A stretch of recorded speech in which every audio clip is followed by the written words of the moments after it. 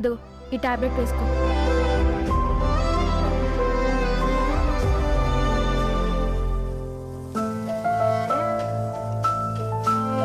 ఇంకో అరగంట చూస్తా, తగ్గకపోతే హాస్పిటల్కి వెళ్ళాలి చెప్తున్నా. అదే తగ్గిపోతుందిలే, నువ్వు హాస్పిటల్ అని ఏం పెట్టబాక. మీ అమ్మ నాయనకు కూడా జ్వరం అని చెప్పొద్దు. నా మాట వింటావా? చెప్పు. ఈ పంతం వద్దు. మనకి ఎన్నో విషయాలు బయట వాళ్లతో ఇబ్బంది అయినప్పుడు సర్దుకుపోతాం. అదే ఇంట్లో వాళ్లతో అంటే పంతానికి పోతాం. కరెక్టా? నేను పంతంతో ఇల్లు వదిలిపెట్టి రాలేదు గీత. డబ్బు కోసం నిజంగా మారిపోయానని నటించి అమ్మ ప్రేమని కూడా మోసం చేసి బిడ్డల్ని మభ్యపెట్టడం తట్టుకోలేకపోతున్నాను. అసలు ఇదంతా నా వల్లే వచ్చింది. నువ్వేం చేయలేదు, మా అమ్మ బుద్ధే అంతా. లేదు, ఇన్నాళ్ళు నా మీద కోపంతో ఆవిడ పంతంతోటి ఇలా ఉండిపోయిందేమో. నువ్వు మా అమ్మ తప్పు లేదని నాకు సర్ది చెప్పడానికి మాట్లాడుతున్నావు గానీ మా అమ్మ డబ్బుకి ఎంత విలువిచ్చిందో మనకెంత విలువిచ్చిందో ఆవిడ మాటల్లోనే చెప్పింది కదా. ఇదంతా కలైతే బాగుండనిపిస్తుంది. మా అమ్మ డబ్బు విషయంలో ఎవరితో ఎట్టున్నా మా దగ్గర అట్టుండదు. మా కోసమే అంతా దాచిపెడుతుంది. మా భవిష్యత్తు కోసమే తనిట్టుందని ఇన్నాళ్ళు భ్రమలో బతికేసిన. కానీ ఆవిడికి డబ్బే ముఖ్యం, మనుషులు ముఖ్యం కాదని తెలిసిన తర్వాత చాలా నరకంగా ఉంది గీత. మా అమ్మ మీద నాకున్న కోపం యాడ ద్వేషంగా మారిపోతుందోనని భయంగా ఉంది. మా అమ్మ అంటే ఇష్టం నాకు. మా అమ్మ అంటే ప్రాణం.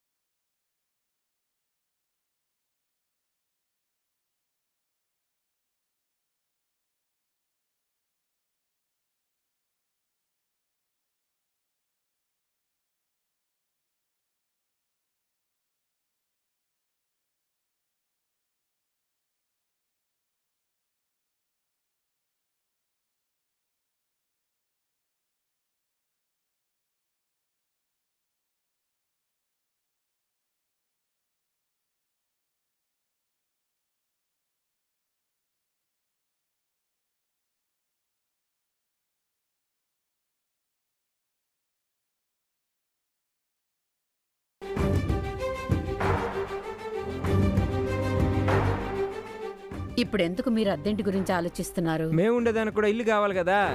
ఎల్లకాలం ఏడా ఉంటే మాకు మర్యాద ఉండదు. మిమ్మల్ని ఇక్కడ ఉండమని కూడా మేము అడగట్లేదు బాబు. తెలుసు అత్త, మేమెంతమంది ఇక్కడ ఉండాలంటే మీకు కూడా కష్టమే. ఇల్లురుకు అందరికీ ఇబ్బంది. కానీ అద్దెలు చూసుకునేంతవరకు 2-3 రోజులైనా ఇబ్బంది పడాల్సింది.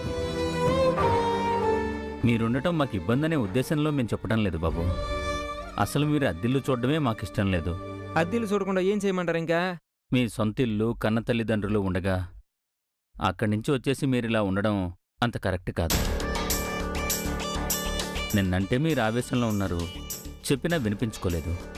ఒకరోజు గడిచింది, ఇప్పుడు మీరు స్థిమిత పడుండారు. ఇప్పుడైనా నేను చెప్పేది అర్థం చేసుకోండి. మామా, మళ్ళీ మేము ఆ గడప దొక్కేది కల్లో మాట. పుట్టినప్పటి నుంచి చూసి చూసి ఇసుకుపోయినాం. మాకు పెళ్ళిళ్ళైనాయి. రేపు మాపు పిల్ల జల్లైనా కూడా మా బతుకులు ఎట్నే ఉంటాయి. మా పిల్లల ముందు కూడా మేం పనికిరాని ఏదోలాగా మా అమ్మతోటి మాట్లాడతా ఉండాలి. ఆవిడికి డబ్బే ముఖ్యం, మేం కాదు. వద్దు మామా అంటే అన్నింది, కానీ ఎవరన్నారు? మీ అమ్మే కదా బాబు. చూడండి, ఈ రోజున్నట్టే అన్ని రోజులు ఉండవు, అన్నీ మారతాయి. దయచేసి మీరు అర్థం చేసుకోండి. మీరు మాత్రం మళ్ళీ ఆ ఇంటికి వెళ్ళమని మమ్మల్ని ఇబ్బంది పెట్టొద్దు. మేమే అట్టగొట్టగా అద్దెలు చూసుకుని పోతాం. లక్క, నువ్వైనా చెప్పమ్మా. ఏమని చెప్పమంటావమ్మా? నాకు మాత్రం ఐలిడ్చి పెట్టొచ్చేది ఇష్టమా? కానీ డబ్బుల విషయం వచ్చేటప్పటికి కన్న కొడుకులే ఆమెని కాదనుకొని బయటికి వెళ్తామన్నప్పుడు పోదే పొండ్రా డబ్బుల కోసం మీరే తిరిగొస్తారంటే వీళ్ళు డబ్బుల మనుషులా?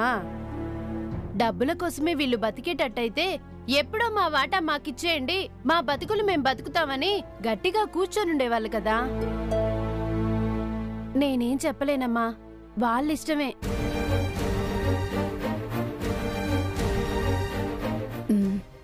అమ్మా, ఇప్పుడు ఏది తప్పు ఏది ఒప్పు అని చెప్పే పరిస్థితుల్లో నేను లేను. కన్న వాళ్ళని విడిచిపెట్టి రావడం ఒక విధంగా తప్పే. అత్తగారు వీళ్ళని ఇలా మాట్లాడడం, డబ్బు గురించి కన్న కొడుకులు కూడా అవసరం లేదు అనడం తప్పే కదా. నేనేం చెప్పలేనమ్మా. చూడమ్మా, వాళ్ళ కన్నతల్లి అలా అన్నదన్న బాధ ఉండొచ్చు, కానీ సర్ది చెప్పుకోవాల్సింది మీరు.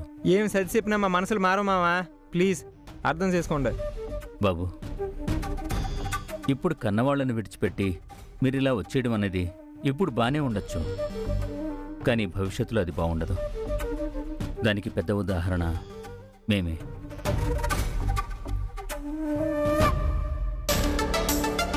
ఇదే విధంగా గొడవలై అయిన వాళ్ళని విడిచిపెట్టి మా భాష కాని ప్రదేశంలో, మా ఊరు కాని ఊళ్ళో వచ్చి బ్రతుకు తెరువు వెతుక్కున్నాం.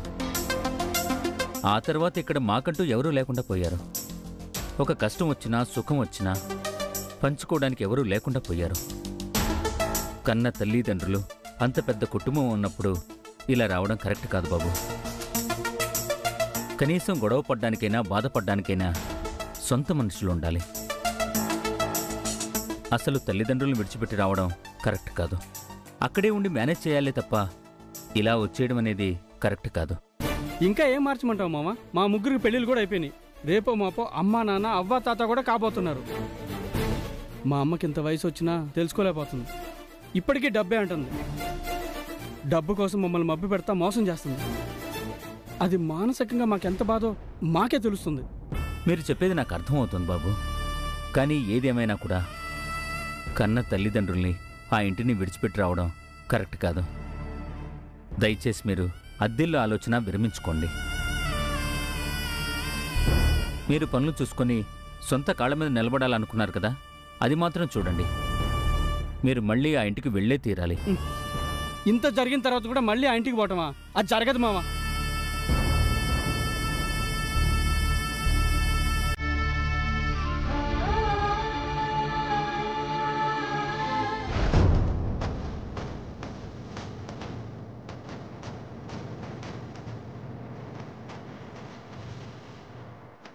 ఈ ఇంటితో సహా యావదాస్తిని నా పేరుతో రాయించేసుకోవాలా?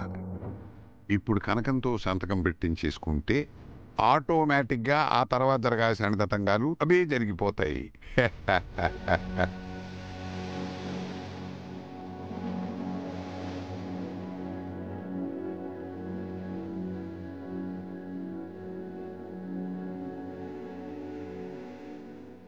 చెల్లాయ్ చెల్లాయ్, ఒరేయ్, నా మనవాళ్ళని త్వరగా ఇంటికొచ్చేటట్టు చూడరా. ఈ వంట వార్పు చేసుకోలేక ఈ పళ్ళు తింటున్నాను. వంట చేసే మనిషి కూడా లేదు. ఈ లోపు వంట మనిషినన్నా చూడాలా? మళ్ళీ వంట మనిషి ఎందుకే? నీ మనవాళ్ళు ఆటోమేటిక్ గా పరిగెత్తుకు రావడానికి బ్రహ్మాస్త్రం రెడీ చేశా. చెల్లాయ్ చెల్లాయ్. ఏందనా? వీడేదో పత్రాలతో వచ్చాడే, నిన్న రాత్రి చెప్పాడు కదా, సంతకాల కోసమేమో. అవునమ్మా చెల్లాయ్, చక్క వీటి మీద సంతకాలు పెట్టేసాయి. పత్రాలు దానికి, సంతకాలు దానికి.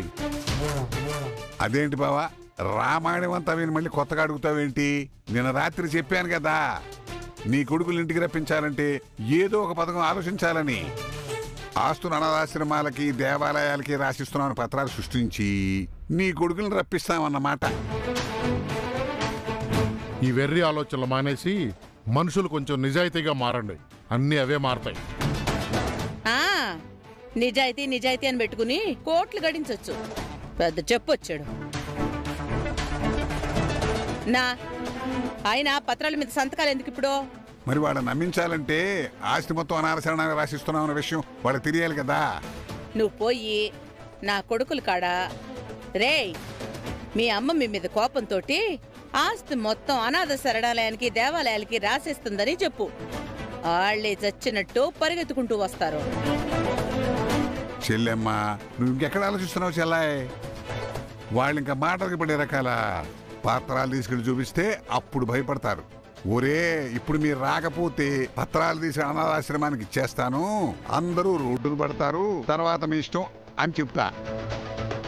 ఆటోమేటిక్ గా ఆ సాంబార్ కుటుంబం రెచ్చగొట్టి వాళ్ళకి పంపించేస్తుంది. ఆ తర్వాత చూసుకోవచ్చు మిగతా సంగతి. అవునవును, ఒట్టి నోటి మాటతోటి కబురంపితే ఊరికే మనం బెదిరించడానికే అనుకుంటారు. పత్రాలు చూపిస్తే బలంగా నమ్ముతారు. కరెక్ట్. ఏమైనా నీ సీనియారిటీనమ్మా కరెక్ట్ గా క్యాచ్ చేసావు. చలాయ్, ఇగో సంతకాలు చేసి. ఆగు, ఇవన్నీ పనికిమాలిన పనులు, అవన్నీ పక్కన పడే. ఏది పనికి మాలిన పనో ఏది పనికొచ్చో పనో నాకు తెలుసు.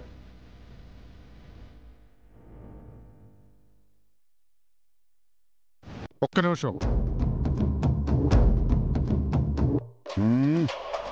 ఏంటయ్యా నువ్వు సంతకం పెడుతుంటే మధ్యలో ఆపేస్తావు? ఎలాగో పనికిమాలిన ఆలోచనలు చేస్తున్నావు, కానీ ఆ పనికిమాలిన ఆలోచన ప్రమాదం కాకుండా చూసుకో.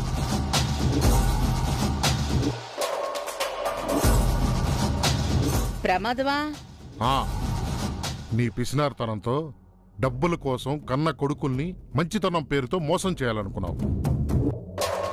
అట్లాంటిది ఈ ఆస్తిపాస్తుల కోసం నీ అన్న నిన్ను మోసం చేయడన్న గ్యారెంటీ ఏంటి? అనాథాశ్రమాలకి దేవాలయాలకి రాస్తున్నావని చెప్పి ఆస్తుల్ని తన పేరు మీదకి రాయించుకుని సంతకాలు పెట్టించుకుంటున్నాడేమో. ఒకసారి చదివి సంతకం చెయ్యి.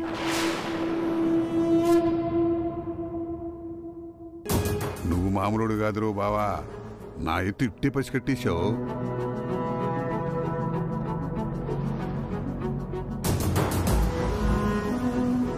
అంటే ఏంటి? నా తోడ పుట్టిన దానికి మోసం చేస్తానంటున్నావా? చెల్లెమా, ఇంత అవమానం నాకు ఎప్పుడూ జరగలేదు. వద్దు, నా మేనలు నీకు దూరం అయిపోయారు, వాళ్ళు శాశ్వతంగా నీకు దూరం కాకూడదని ఇది చేస్తుంటే నీ మొగుడు నన్నే అనుమానిస్తున్నాడు. ఇంతకంటే అవమానం మరొకటి ఉండదు. ఆ పత్రాలు ఇటిచ్చాయి. ఈడ మాట అనిపించుకుని బతకాల్సిన అవసరం నాకు లేదు. ఎన్నాళ్ళు సొంత చెల్లెలు కాబట్టి నీకు ఊడిగం చేస్తూ ఇక్కడ బతికేసిన, అంతేగాని నీ మొగుడు చేత కూడా మాటపడాల్సిన కర్మ నాకు లేదు. నువ్వే సంతకం పెట్టద్దు. ఆ కాగితాలు ఇచ్చేయి. మీ కొడుకులు ఎట్టా పిలిపించుకుంటారు, మీరే పిలిపించుకోండి. ఇచ్చేవా మా కాగితాలు? ఇచ్చేయి. అన్నా, నువ్వు ఆగు. నీ గురించి నాకు తెలీదా? ఇగో ఇటు చూడు, ఏకాంబరం పరాయి మనిషి కాదు, నా సొంత అన్న. డబ్బులు కాడ నన్ను మోసం చేయాల్సిన కర్మ మా అన్నకి లేదు. అట్ట మోసం చేసేవాడైతే ఇన్నాళ్లలో ఎప్పుడో చేసేవాడు. నేను సంతకాలు పెట్టేస్తా.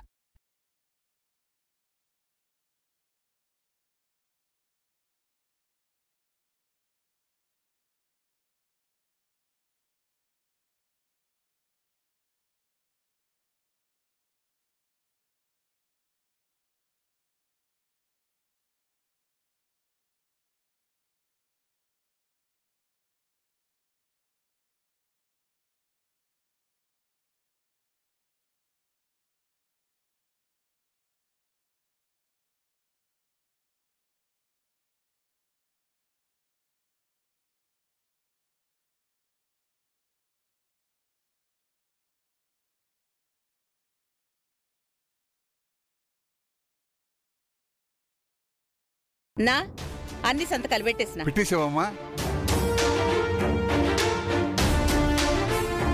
అమ్మా చూడు, అట్నే దీని మీద కూడబెట్టి. ఇదేంది? అది ఈ పత్రాలు తీసుకుని కొడుకులు వెళ్ళిన తర్వాత ఆస్తి అనాథశరణాలు రాయడానికి మాకు ఎటువంటి అభ్యంతరం లేదు అని వాళ్ళ చేత సంతకాలు పెట్టించుకోవడానికి వచ్చాను అని చెప్తా. అప్పుడే కదా వాడికి నమ్మకం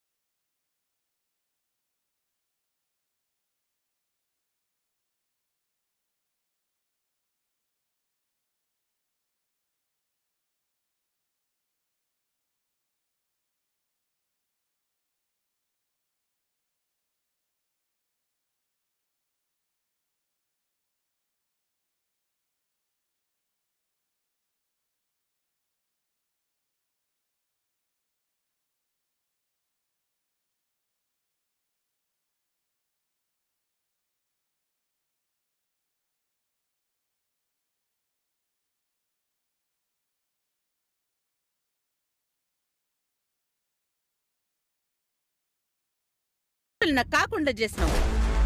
ఇంక నేను నీకు అత్తేంది, నువ్వు నా కోడలేంది. పో ఎడికించి.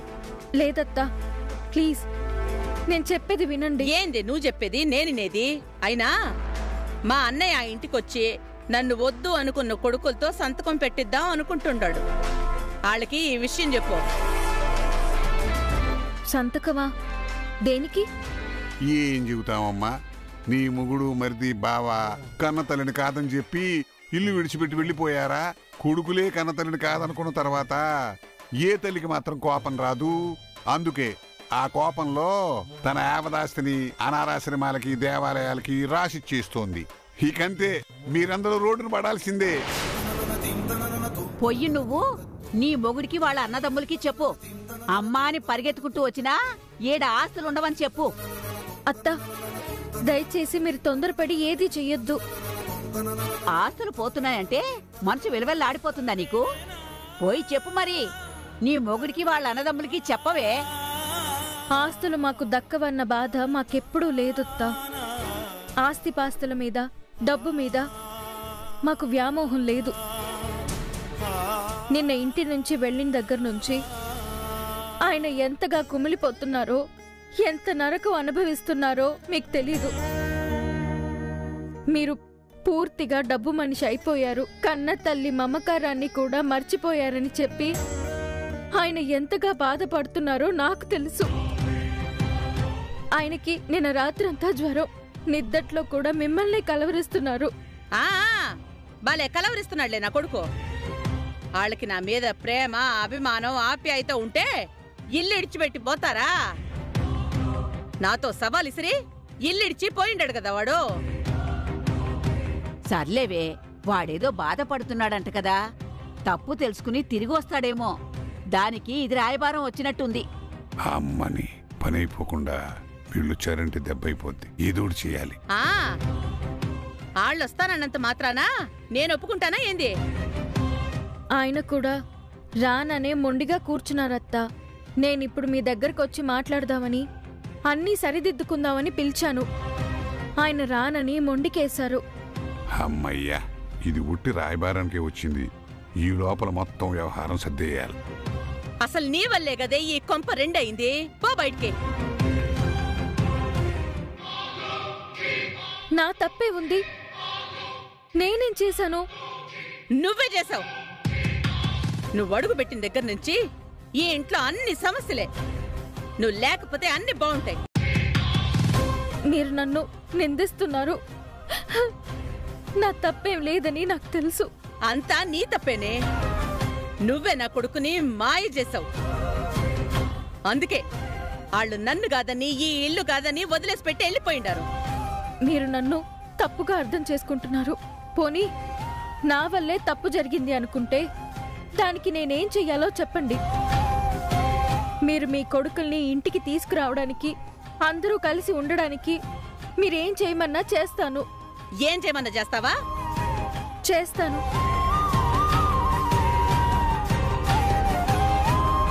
ఇదిగో ఈ కత్తి తీసుకుని పొడుచుకుని సచ్చిపో.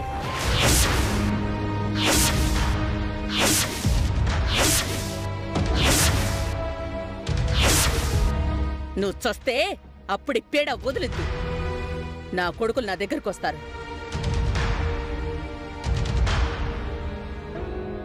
కనకం, నీకేమన్నా పిచ్చి పట్టిందా? ఏం మాట్లాడుతున్నావు నువ్వు? అవును, ఇది చస్తే గాని నా కొడుకులు నాకు దక్కరు. ఇదే మొత్తం మాయ చేసి కుటుంబాన్ని చేసేసింది. నేను చచ్చిపోతే మీకు సంతోషమేనా అత్తా? అప్పుడు మీ కొడుకులు మీ దగ్గరకు వస్తారా? అవునే, సావే.